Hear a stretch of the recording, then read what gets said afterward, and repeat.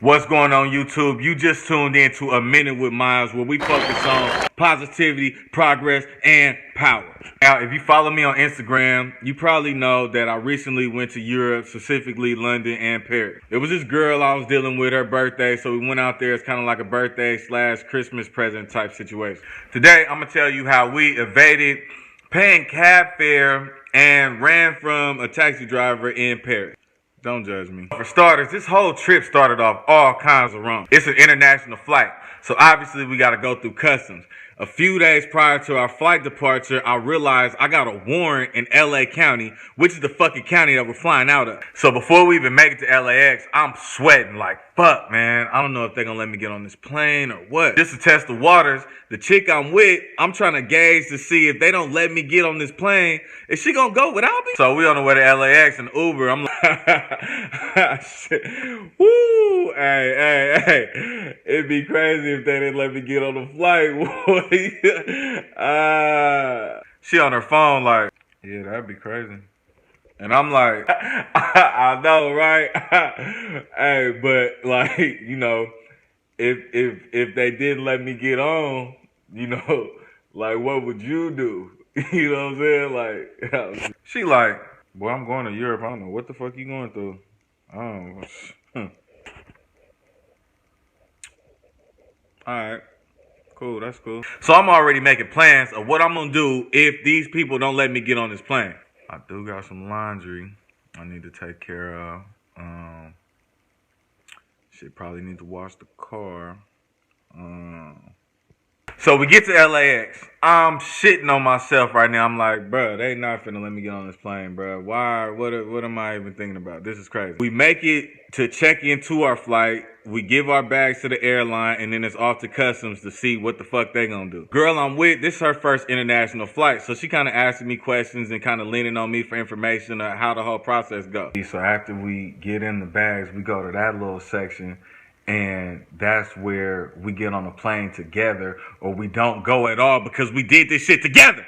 No, I didn't say that. So the lady takes my passport, and she's typing my name in and whatever the situation is, and it takes a few seconds. I'm sitting there like, I'm going to jail. Not only am I not getting on this flight, I'm about to go to jail. This warrant isn't serious, but I'm going to jail. The lady says, right this way. Bruh, you do not know how happy I was to hear those words. So make it through to the airport, get to our gate, we chilling out, everything cool. So our flight had a connecting flight. We left from LAX, and then from LAX we had to go to Atlanta. From Atlanta we were supposed to go straight to London. It didn't happen like that. When we left LAX, we were late, and the flight to Atlanta was late, so it didn't connect to our flight to London, so we had to go to Amsterdam first. Finally, we make it to fucking London. It's 9 p.m. We lit. It's dope. UK, London. Why don't you put the camera down? Yeah, man. It's fucking London, blood. We having a good time in London. I'm gonna do another story about what actually happened in London, but I'm just giving a little bit of backstory so you can understand what happened in Paris. So we touched down in London. We are having a motherfucking blast, right? Stupid ass fun. We are partying every motherfucking night, getting drunk, just having a blast. Yeah! But we're doing all this. The budget wasn't on point like it was supposed to be on point. Basically, we spending too much money on a day-to-day basis. Now, mind you, this is a joint trip. We fly directly from London to Paris, and then we go back to America. So we like, fuck that shit. We function. Okay? Yeah, isn't it? Isn't it? Yeah, man. Long story short, we blow a bag. Now it's been about 5 or 6 days and it's time to get to Paris. We are so on the fine line of the budget that I'm saying, like, man, there can be no unexpected surprises at this point, because if it is, we're going to be stuck in London. Like, this bad. What happens? We get to the London airport, we check into our flight for Paris, and we find out they need $200 to motherfucking check our bag. We're broke. As the fuck. So I confidently hand this lady my debit card. Oh, you say $200? She said, oh, no problem. Here you go. Go ahead. Got it. Knowing it ain't no motherfucking money on here. None. So the car gets declined. What I do, I'm like, man, we stuck. So I call mom. My mom isn't what a lot of people would consider the motherly type. Oh, honey, baby, come on in here. I made some cookies and some pancakes and some waffles and everything. Come on. I love the babies. Where the grandbabies? Where's my grandbaby? Oh. No. She's more the call her when you need her. If you're in a real tight spot and it's a fucking emergency, she gonna come through. Like, she gonna pull up for sure. Bail money, flat tires, hungry, shit like that. So she gives me this like speech, like, boy, why you go all the way to Europe? You ain't gonna fucking mind. Yeah, okay, mom, I fucked up. Like, what do you want me to do? So she ends up sending us the money. Good looking out, baby. You know I love you. We make it to Paris. Check it to our Airbnb. It's fucking nice. So we're there for a couple of days. We got enough money to eat and shit, but one, it's fucking freezing. Never go to Paris when it's this fucking cold. It's fucking cold. It was December. It was fucking frozen, dog. Horrible. We make it to the Eiffel Tower. We go do some little touristy shit, but the whole Paris thing, it just wasn't, I'm sure, what either of us had expected it to be. One, we're on a strict budget. I'm talking about strict, boy. Couldn't get no more strict, boy. Stricter than Mormon parents. And two, it's like, the turn up wasn't real. Like, Paris is not London, like, for sure. Definitely was not London. Yeah, man. On this motherfucking Eiffel thing called the Tower, man. Where we at? Where we at? Patty, yeah, man. You understand me, man? Home of the French fries, man. So one night, we're compelled to go out. Like, we're gonna make some fucking fun out of this place. We've been sitting in the Airbnb, drinking wine and eating fucking French rolls and shit all day. Let's go outside. Let's go do something. So we do.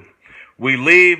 We catch the train, which our Airbnb is about like 30, 20 minutes out of the city. So we catch the train into Paris. We kicking it. We go look around, go get something to eat, walk around and shit like that. Now, we're having so much fun that we don't realize that it's getting late now. And the train that we rode there stops running at a certain time. I think it was like 2 a.m., 3 a.m. or something. So after we done parlaying and socializing and shit, we go back to this train station, which is completely empty because it's closed.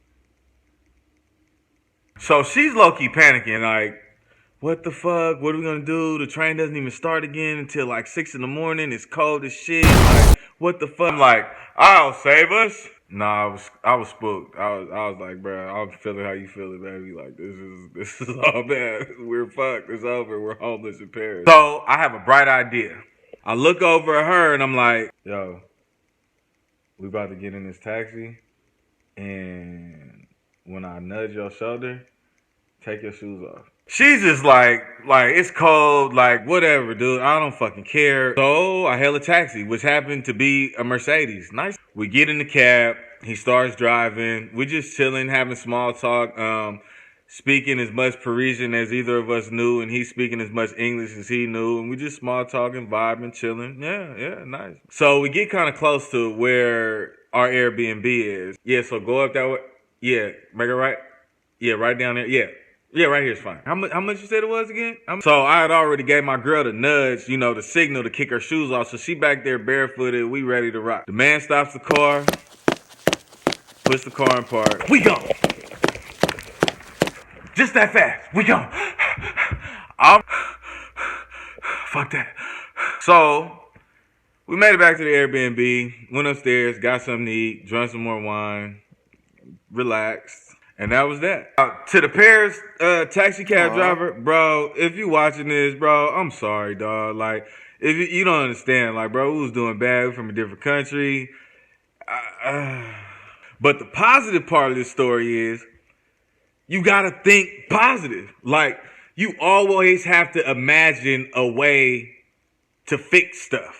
Like, there's always an answer. You have to imagine that there's always an answer. Even if you haven't quite figured it out yet, there's always an answer. And just having that mentality will help you discover the answer. Here we are, another country, no money, don't know where the fuck we at, don't know how to get home. But I figured there had to be a way. So we made a way.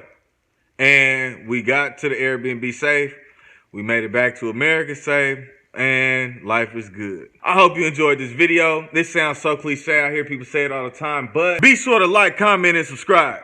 This is The Minute with Myles, and we promote positivity, progress, and power.